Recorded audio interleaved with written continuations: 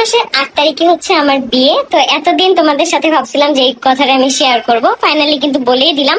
যার জন্য আমি এই কয়দিন অনেক অনেক ব্যস্ত ছিলাম, যেহেতু 8 তারিখেই হচ্ছে একদম পুরো বিয়ের ডেটটা দেওয়া হয়েছে। তো যাই হোক, আমি কাছের মানুষদের সবাইদেরই চেষ্টা করতেছি যে একটু দাওয়াত দিতে, কারণ বিয়ের প্রোগ্রামটা একদম ছোট ভাবেই করব, যাতে করে সবাই আসতে পারে। তো যাই হোক, 8 তারিখেই কিন্তু তোমরা সেই জিনিসটাই দেখতে পারবা যেইটা তোমরা আমাকে এতদিন এত এত পরিমাণ কমেন্ট করতাম। তো ভাবছিলাম যে এই ব্যাপারটা আমি আগেই তোমাদেরকে ক্লিয়ার করব, কিন্তু দিন তারিখ দেওয়ার পরে আমি ভাবলাম যে তোমাদের সাথে ক্লিয়ার করি, যাতে করে তোমরাও জানতে পারো। কারণ এইটা নিয়ে এত পরিমাণ প্রশ্ন আসে যা বলার বাইরে, আসলে একজন একজন করে তো সবাই রিপ্লাই দেওয়া যায় না।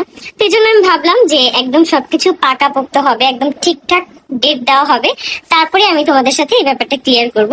তো ফাইনালি কিন্তু আমি বলেই দিলাম। আর মানে আর কি বলবো, আর এখন বলার তো কিছু নেই, আমি তো খুবই এক্সাইটেড, এটা তো তোমরা দেখে বুঝতেই পারতেছো।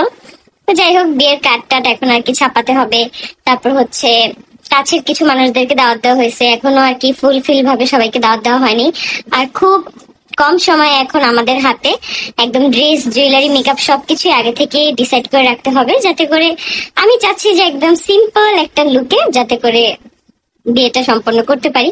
তো যাই হোক, সবকিছুই তোমরা দেখতে পারবে, জানতে পারবে। তোমরা যদি প্রতিনিয়ত আমার আইডি ভিজিট করো তাহলেই কিন্তু জানতে পারবে। আমি সবসময় চেষ্টা করি সবার আগে তোমাদেরকে আপডেট দেওয়ার জন্য।